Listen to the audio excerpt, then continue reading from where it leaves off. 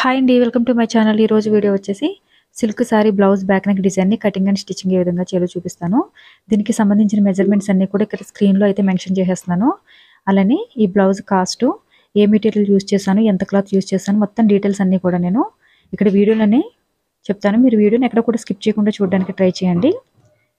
ఇక్కడ క్యాన్వాస్ పేపర్ని తీసుకుని డబుల్ ఫోల్డింగ్ చేసేసుకుని నెక్ డిజైన్ కోసం ఈ విధంగా ఒక బాక్స్ లాగా డ్రా చేసుకోవాలి. ఈ బాక్స్లో పాట్ నెక్ డిజైన్ డ్రా చేసుకుంటున్నాను. డిజైన్ అయితే కొంచెం డిఫరెంట్గా ఉంటుంది. అలానే తక్కువ క్లాత్తో ఎక్కువ హెవీ లుక్ని కనిపించే డిజైన్ అయితే ఈ వీడియోలో అయితే చూపిస్తాను. ఇక్కడ స్క్రీన్లో చూపించిన విధంగా ఒక సైడ్కి మాత్రం ఈ విధంగా మార్కింగ్ చేసుకోవాలి. ఇలా మార్కింగ్ చేసుకున్న తర్వాత దీన్ని కటింగ్ చేసేసుకుని క్యాన్వాస్ పేపర్కి అయితే ఐరన్ చేసేసాను. ఇప్పుడు లైనింగ్ క్లాత్ని చుట్టూ కూడా స్టిచ్చెస్ వేసేసుకోవాలి. ఇలా లైనింగ్ క్లాత్కి స్టిచ్ చేసేసుకున్న తర్వాత మన మెయిన్ ఫ్యాబ్రిక్కి అలానే లైనింగ్ క్లాత్ని కలిపి స్టిచ్చింగ్ చేసేయాలి. ఈ డిజైన్ కోసం నేను యూజ్ చేసిన మెటీరియల్ వచ్చేసి సిల్క్ సారీ అనమాట. సిల్క్ సారీ బ్లౌజ్ పీస్తో ఈ డిజైన్ అయితే స్టిచ్చింగ్ చేశాను అనమాట. మనకి నార్మల్గా సారీలో వచ్చే బ్లౌజ్ పీసు 1 మీటర్ ఉంటుంది కదా, ఈ 1 మీటర్కి ఒక పావు మీటర్ ఎక్స్ట్రాగా క్లాత్ని కటింగ్ చేసుకుంటే మనకి డిజైన్ మొత్తం కూడా సరిపోతుంది. అంటే 1.5 మీటర్లో మనకి మొత్తం ఫ్రంట్ అండ్ బ్యాక్ డిజైన్ని స్టిచ్చింగ్ చేసేసుకోవచ్చు. అలానే ఈ డిజైన్ కోసం స్టిచ్చింగ్ ఛార్జెస్ వచ్చేసి మనం నార్మల్గా లైనింగ్ బ్లౌజ్ 400 నుంచి 500 రూపీస్ లోపు తీసుకుంటే ఈ బ్లౌజ్ డిజైన్ కోసం అని చెప్పేసి 800 నుంచి 900 రూపీస్ వరకు కూడా స్టిచ్చింగ్ ఛార్జెస్ అనేవి తీసుకోవచ్చు. మనకి తక్కువ క్లాత్లోనే సారీలో ఉన్న బ్లౌజ్ పీస్ తోటే డిజైన్ అయితే స్టిచ్చింగ్ చేసుకోవచ్చు అనమాట. ఎక్స్ట్రాగా ఒక పావు మీటర్ కటింగ్ చేసుకుంటే సరిపోతుంది. ఇలా నెక్ చుట్టూ కూడా స్క్రీన్లో చూపించిన విధంగా నెక్ మిడిల్లో ఉన్న క్లాత్ని కటింగ్ చేసేసుకుని కార్నర్లో మాత్రం స్క్రీన్లో చూపించిన విధంగా చిన్నగా కట్ చేసుకోవాల్సి ఉంటుంది అనమాట. ఇప్పుడు ఈ క్లాత్ని అవతల వైపుకి ఫోల్డింగ్ చేసేసి ఒకసారి ఐరన్ చేసుకోవాలి. ఐరన్ చేసేటప్పుడు లైనింగ్ క్లాత్ వైపు నుంచి ఐరన్ చేస్తే మనకి క్లాత్ చాలా నీట్గా ఐరన్ చేయొచ్చు. అలానే మెయిన్ ఫ్యాబ్రిక్ కూడా డ్యామేజ్ కాకుండా నీట్గా వస్తుంది. బిగినర్స్ అయితే కనుక కంపల్సరీగా లైనింగ్ క్లాత్ వైపు నుంచి ఐరన్ చేయండి. ఇలా నెక్ చుట్టూ కూడా స్టిచ్చెస్ వేసేసిన తర్వాత ఇప్పుడు డాట్స్ కోసం అని చెప్పేసి 1.5 ఇంచ్ స్టిచ్చెస్ కోసం మార్కింగ్ చేసేసుకుని క్లాత్ని మిడిల్లోకి ఫోల్డింగ్ చేసేసి ఈ బ్యాక్ పార్ట్ని ఇప్పుడు డాట్స్ వేసుకోవాలన్నమాట. ఈ డాట్స్ 3.5 ఇంచ్ లెంత్లో వేసుకుంటే సరిపోతుంది. ఒక 1/2 ఇంచ్ వరకు విడ్త్, అలానే 3.5 ఇంచ్ లెంత్ వరకు వేసుకుంటే డాట్స్ సరిపోతుంది.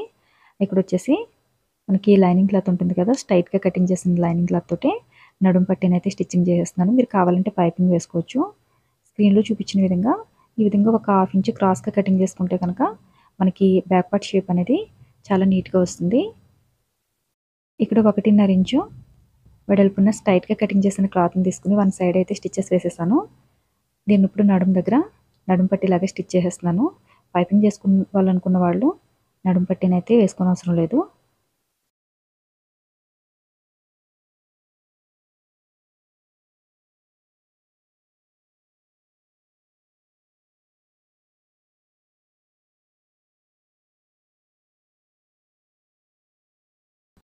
ఇలా బ్యాక్ పార్ట్ని కంప్లీట్ చేసిన తర్వాత ఇప్పుడు డిజైన్ కోసం అని చెప్పేసి క్రాస్గా కటింగ్ చేసిన క్లాత్ తీసుకున్నాను అనమాట.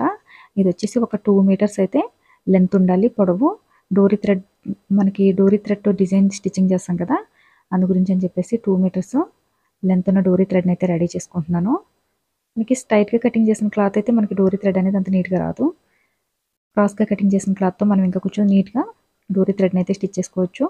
ఇక్కడ మరీ థిక్నెస్ తక్కువగా కాకుండా అలానే వెడల్పుగా కాకుండా మీడియం సైజులో అయితే డోరీ థ్రెడ్ని తీసుకుంటున్నాను అనమాట నేను. మీరు కావాలనుకుంటే కనుక థ్రెడ్డింగ్ కొంచెం లావుగా స్టిచ్ చేసుకోవాలనుకుంటే కొంచెం లావుగానే స్టిచ్చింగ్ చేసుకోవచ్చు. నేనైతే మీడియం సైజులో స్టిచ్ చేస్తున్నాను. ఇప్పుడు ఈ క్లాత్ని అవతల వైపుకి ఫోల్డింగ్ చేసేసి డిజైన్ కోసం అని చెప్పేసి రెడీ చేసి పెట్టుకోవాలి.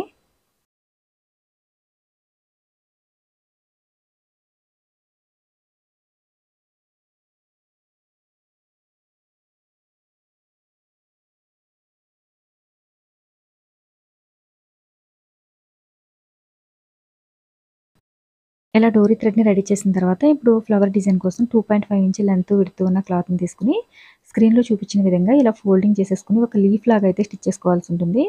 మనకి మరి పెద్దగా కాదు, అలానే చిన్నగా కాదు, కొంచెం మీడియం సైజులో ఉన్న లీవ్స్ని అయితే స్టిచ్చింగ్ చేసుకోవాలి.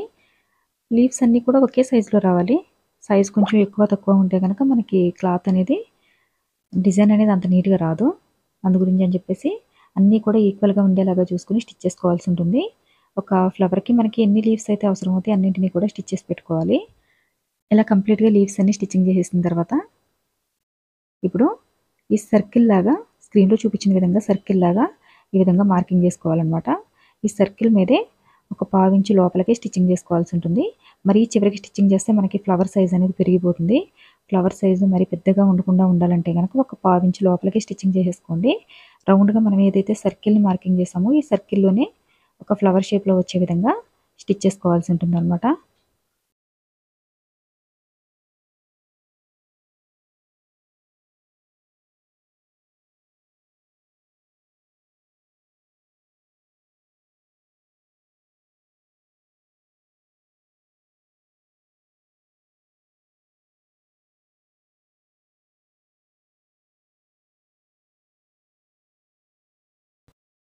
ఇలా కంప్లీట్‌గా ఫ్లవర్ చుట్టూ కూడా లీవ్స్‌ని స్టిచ్చింగ్ చేసేసుకున్న తర్వాత ఇప్పుడు మిడిల్‌లో ఇంకో రౌండ్ స్టిచ్ చేసుకోవాల్సి ఉంటుందనమాట. ఇంకొంచెం ఒక పావించి లోపలికి రౌండ్‌గా మళ్ళీ స్టిచ్ చేసుకోవాల్సి ఉంటుంది. మీకు ఫ్లవర్ సైజ్ అంత అవసరం లేదు. చిన్నగా కావాలనుకుంటే గనక మనం డిజైన్‌లో రౌండ్ డ్రా చేసుకున్నాం కదా! రౌండ్‌నైతే కొంచెం తక్కువగా డ్రా చేసుకోండి. అప్పుడు మీకు ఇంకా కొంచెం చిన్న సైజ్ ఫ్లవర్ అనేది స్టిచ్ చేసుకుంటా ఉంటుంది. నేను ఇక్కడైతే కొంచెం మీడియం సైజ్‌లో ఉన్న ఫ్లవర్‌నైతే స్టిచ్చింగ్ చేశాను. మీరు ఇంకొంచెం చిన్నగా స్టిచ్ చేసుకోవాలనుకుంటే గనక సైజ్ తగ్గించుకుంటే మీకు ఫ్లవర్ సైజ్ కూడా తగ్గిపోతుంది. ఇలా రెండో రౌండ్ కూడా కంప్లీట్‌గా లీవ్స్‌ని స్టిచ్చింగ్ చేసేసిన తర్వాత ఇప్పుడు మిడిల్‌లో వచ్చేసి డైరెక్ట్‌గా స్టిచ్ చేసేస్తున్నాను ఫ్లవర్‌ని. నార్మల్‌గా నీడిల్ తీసేసుకొని ఒక 6 పీసెస్‌ని అయితే స్క్రీన్‌లో చూపించిన విధంగా ఇలా స్టిచ్చింగ్ చేసేసుకోవాలి. ఒక ఫ్లవర్ షేప్ వచ్చేలాగా.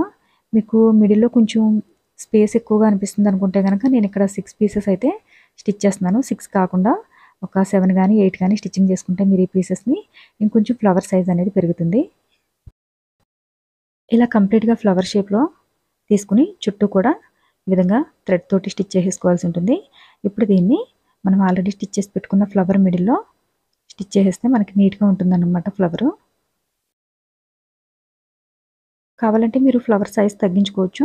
నేనైతే కొంచెం మీడియం సైజ్‌లోనే స్టిచ్ చేసేస్తున్నాను. ఇప్పుడు మిడిల్‌లో వచ్చేసి కొంచెం బిగ్ సైజ్‌లో ఉన్న బీడ్స్‌ని తీసుకున్నాను. చుట్టూ మాత్రం మరీ స్మాల్ సైజ్ కాకుండా మీడియం సైజ్‌లో ఉన్న బీడ్స్‌ని తీసుకొని స్టిచ్ చేసేస్తున్నాను. మీకు బీడ్స్ ఇష్టం లేకపోతే గనక కొంచెం స్మాల్ సైజ్‌లో ఉన్న ప్యాచ్‌ని తీసుకొని స్టిచ్చింగ్ చేసేస్తే నీట్‌గా కనిపిస్తుంది. నేనైతే బీడ్స్‌ని మాత్రం స్టిచ్చింగ్ చేసేస్తున్నాను. ఇలా కంప్లీట్‌గా ఫ్లవర్‌ని స్టిచ్చింగ్ చేసేసిన తర్వాత ఇప్పుడు థ్రెడ్ ఊడిపోకుండా ఈ విధంగా స్టిచ్ చేసేసుకోవాలి. అలానే ఇక్కడొచ్చేసి నేను గోల్డ్ కలర్ లేస్ తీసుకున్నాననమాట. ఇది కొంచెం మీడియం సైజ్‌లో ఉన్న లేస్‌ని తీసుకొని స్క్రీన్‌లో చూపించిన విధంగా 2 సైడ్స్ కూడా స్టిచ్ చేసేసుకోవాలి. మీకు లేస్ అంతగా ఇంట్రెస్ట్ లేదనుకుంటే గనక లేస్‌నైతే స్కిప్ చేసేయండి. లేస్ బదులు మీరు డైరెక్ట్‌గా డిజైన్‌నే స్టిచ్చింగ్ చేసేసుకోండి. మనకి డిజైన్ ఎలానో సింపుల్‌గానే ఉంది గనక ఒక ఫ్లవర్ తోటి అందుకే నేను ఇక్కడ లేస్‌నైతే యూజ్ చేసి స్టిచ్ చేస్తున్నాను. ఇలా లేస్‌ని స్టిచ్ చేసిన తర్వాత ఆల్రెడీ స్టిచ్ చేసి పెట్టుకున్న డోరీ థ్రెడ్స్ ఏవైతే ఉన్నాయో వాటిని స్క్రీన్‌లో చూపించిన విధంగా మనకి డిజైన్ మిడిల్‌లో ఒక మీడియం సైజులో ఉన్న బీడ్స్ పట్టేలాగా రౌండ్‌గా స్టిచ్ చేసుకోవాలి.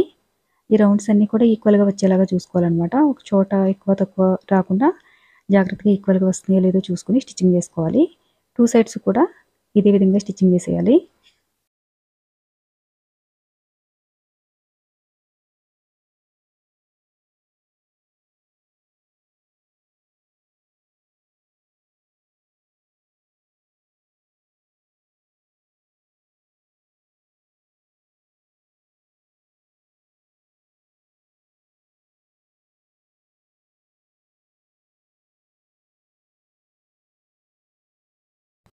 వీడియో నచ్చితే గనక లైక్ చేయడం మర్చిపోకండి. అలానే ఎవరైనా మన ఛానల్‌ని ఫస్ట్ టైమ్ చూస్తుంటే సబ్స్క్రైబ్ చేసుకోండి. సబ్స్క్రైబ్ చేసుకొని పక్కనే ఉన్న బెల్ బటన్‌ని క్లిక్ చేసి ఆల్ అనే ఆప్షన్‌ని క్లిక్ చేయండి. ఆల్ ఆప్షన్ క్లిక్ చేసిన వారికి మాత్రమే నోటిఫికేషన్ వస్తుంది. అలానే ఈ డిజైన్‌కి మీరైతే ఎంత స్టిచ్చింగ్ చార్జెస్ తీసుకుంటారో కామెంట్ సెక్షన్‌లో కామెంట్ చేయండి. వీడియో గురించి ఏమైనా డౌట్స్ ఉంటే కామెంట్ చేయండి. రిప్లై ఇవ్వడానికి ట్రై చేస్తాను. ఈ విధంగా స్క్రీన్‌లో చూపించినట్టుగా ఈ డిజైన్ అయితే కంప్లీట్‌గా స్టిచ్చింగ్ చేసేసుకొని సైడ్స్ కూడా మనకి గోల్డ్ కలర్‌లో ఉన్న లేస్‌ని స్టిచ్చింగ్ చేసేసుకోవాలి.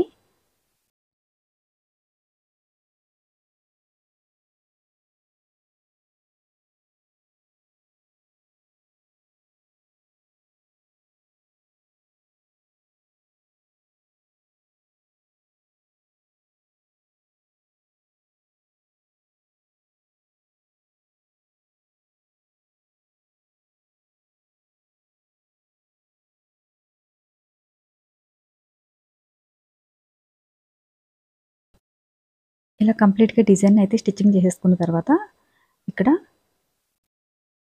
హ్యాంగింగ్స్‌ని కూడా కొంచెం హెవీగానే స్టిచ్చింగ్ చేస్తున్నాను. మీరు కావాలనుకుంటే గనక రెడీమేడ్ హ్యాంగింగ్స్‌నైతే స్టిచ్ చేసుకోవచ్చు. నేనైతే ఫ్యాబ్రిక్ తోటే హ్యాంగింగ్స్‌ని స్టిచ్చింగ్ చేసేస్తున్నాను. ఇలాంటి మరిన్ని ఇంట్రెస్టింగ్ వీడియోలు చూడాలనుకుంటే గనక డైలీ మన ఛానల్‌ని అయితే ఫాలో చేయండి. అలానే వీడియో నచ్చితే గనక లైక్ చేయండి. లైక్ చేయడం వల్ల మరిన్ని ఇంట్రెస్టింగ్ వీడియోలు అప్లోడ్ చేయడానికి సపోర్ట్ చేసినట్టుగా ఉంటుంది. అలానే కొంచెం సింపుల్‌గా ఉన్న డిజైన్స్‌ని అప్లోడ్ చేయండి అని చెప్పేసి కామెంట్ పెడుతున్నారు కదా! సింపుల్‌గా ఉన్న బ్లౌజ్ డిజైన్స్ కోసం మన సెకండ్ ఛానల్‌లో అయితే అప్లోడ్ చేస్తున్నాను. ఇంట్రెస్ట్ ఉంటే గనక ఛానల్‌ని డైలీ ఫాలో చేస్తే కొంచెం సింపుల్‌గా ఉన్న డిజైన్స్ అయితే అప్లోడ్ చేస్తున్నాననమాట. మనకి నెక్ చుట్టూ ఏదైతే డిజైన్ తీసుకున్నామో సేమ్ అదే డిజైన్‌ని హ్యాంగింగ్స్ దగ్గర కూడా చుట్టూ స్టిచ్ చేసేసుకోవాల్సి ఉంటుంది. అలానే డిజైన్ కోసం ఫ్లవర్ కోసం యూజ్ చేసిన లీవ్స్ ఏవైతే ఉన్నాయో వీటిని కూడా ఈ హ్యాంగింగ్స్‌లో స్టిచ్చింగ్ చేసేస్తున్నాను. మనకి డిజైన్ ఎంత హెవీగా ఉందో హ్యాంగింగ్స్ కూడా అంతే హెవీగా స్టిచ్ చేస్తున్నాననమాట.